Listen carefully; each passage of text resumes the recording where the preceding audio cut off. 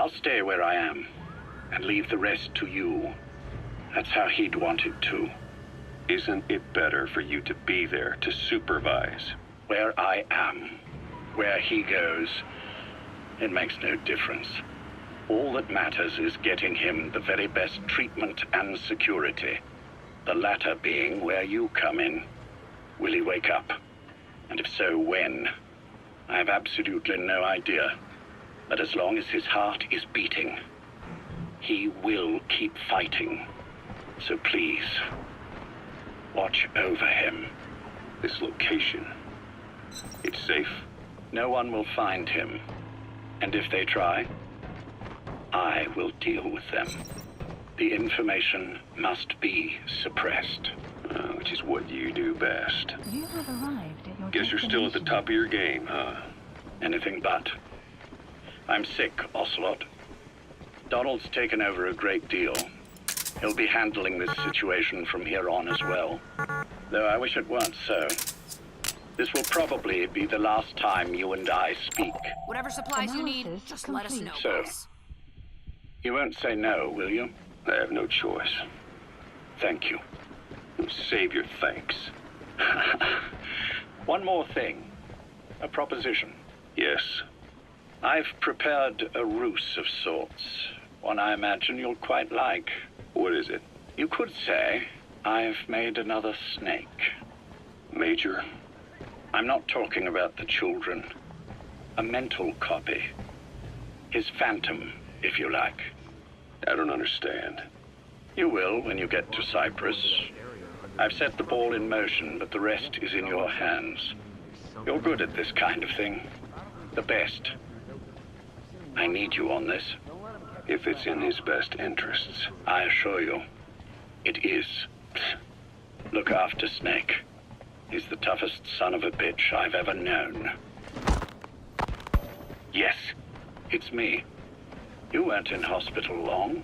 I had trouble finding you. Where is he? Safe. But in the same state as when you last saw him. We've had our misunderstandings, you and I. But as you've made clear, our relationship is strictly business. Therefore, I will limit this conversation to the business at hand. Please understand that I don't dislike you. Not inherently. Where is Snake? Now. Settle down, or I'll have to hang up. And then you never hear from me again. Do you understand?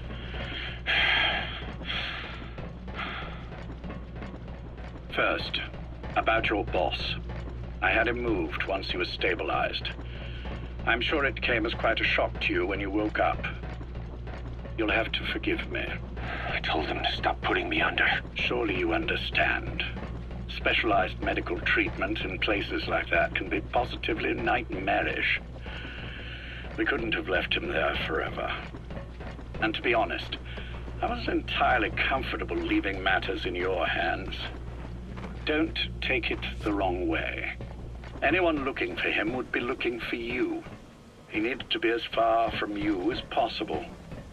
In fact, I'm still not sharing his location, even now. Problems could arise. So instead, I'm giving you a point of contact. An introduction to a network of messengers who will lead you to a man. A friend to your boss. I'm sure he's mentioned him before. He knows Snake's location. More than any man alive, I trust him with this sort of thing. Keeping secrets, or men in the dark. He's known Snake quite a while. 10 years longer than you. Kazuhira, I don't care if you don't trust me, but I require your absolute trust in him on this. Snake will be brought back into this world, however long it takes. Understood? The only reason we're having this conversation is because you still have a role to play. Which brings me to the next issue. What happens after he regains consciousness? When Snake wakes up, and he will, he'll need your help again. So when he does, I promise you'll be the first to know. The code phrase will be, V has come to. I'll then mobilize all the necessary parties. Think of it as an overture to a prologue. Until then, do what you like. Just be ready when the time comes. But you don't need me to tell you that, do you? I know it's been hard on you too. But I can't imagine you're willing to just walk away. What are you talking about?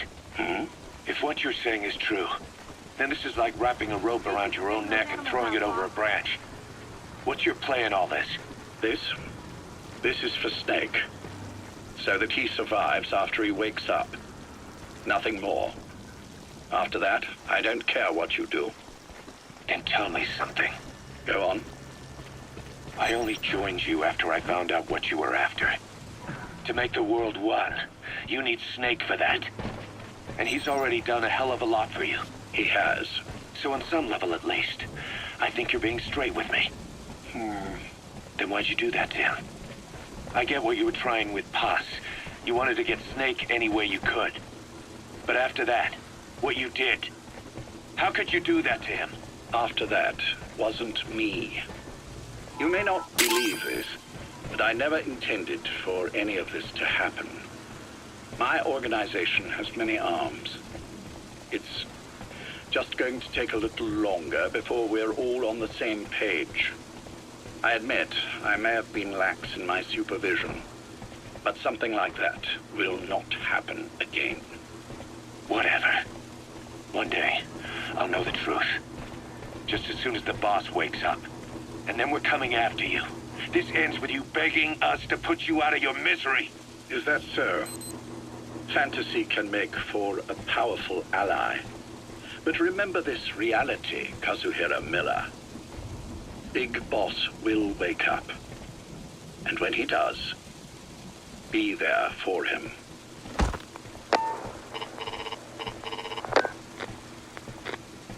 Major, I wondered whether you'd really call.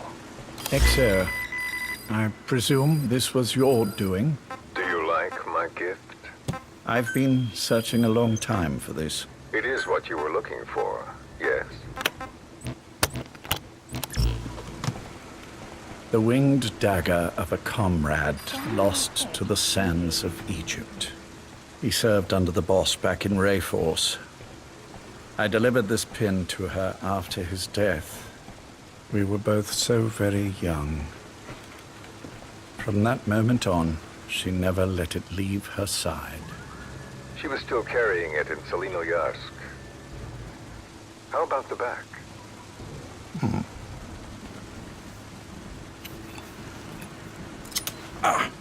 Something wrong, Major? Nothing, just pricked my finger. The back. The scar is there, just as I remember it. And this white stitching on the back. From the white berets the SAS wore in the early days.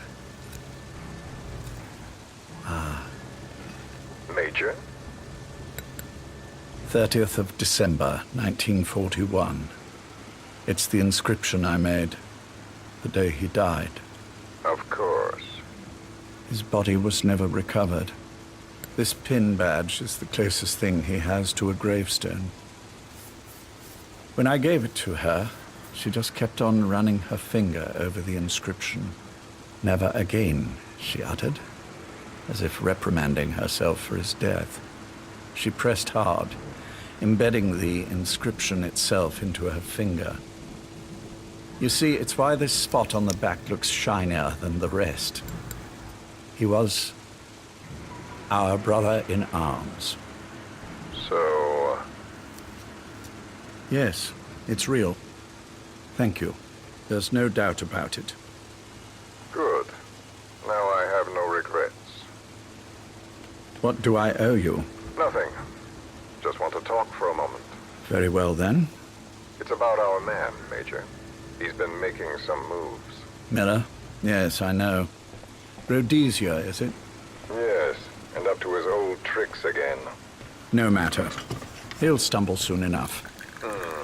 Although he is under my jurisdiction now. And that's what you want to talk about? Not exactly.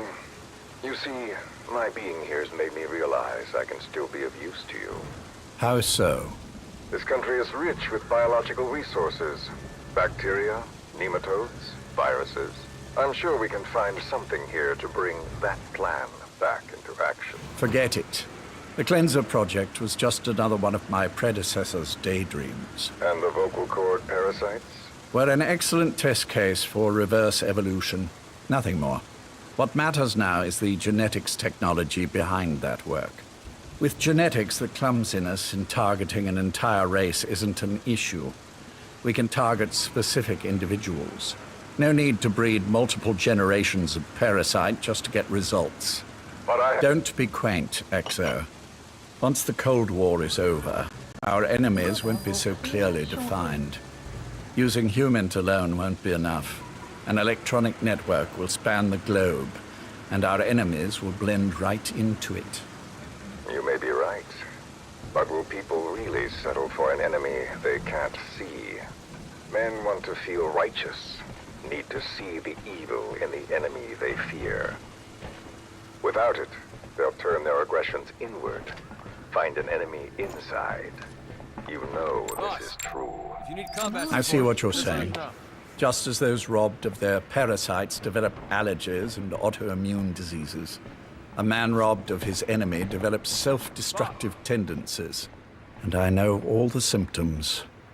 Ethnic conflict, religious strife, terrorism. And with asymmetrical conflict, deterrence is a joke. That's why we must depend on information control. People need an appropriate context for their lives. A context that's stimulating without being destructive. That balance is the basis of equilibrium. You mean to say people will blindly accept your context without developing any allergies? If we're to unite the world, literacy must be suppressed. To suppress the information immune system, to borrow your metaphor. Immunity to information. But to ensure there's no allergic reaction, while the immune system fights off parasites and pathogens. It's done, Exo. This world will become one. I have found the way. The world that the boss envisioned will finally become a reality. Race, tribal affiliations, national borders, even our faces will be irrelevant. The nature of communication itself will change, and it will make mankind whole again. Some things can't be undone. My face was taken from me. There's no taking that back. A face means nothing when one's soul is able to communicate directly with another. I have no intention of hiding behind your technological veil, Major. I wear my broken visage, this skull, in the open, so that I may never forget what I've lost. You. What are you? The chain of retaliation is what will truly bind this world together as one.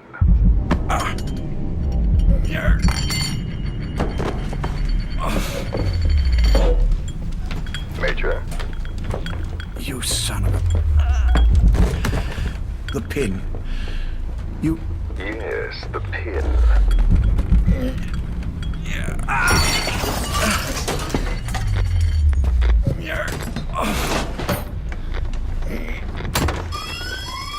It's too late. They can't extract it.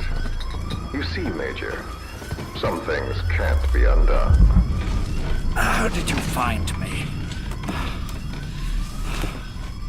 The girl. You made her talk. I'm sorry I couldn't visit or thank you in person, but it has been lovely chatting.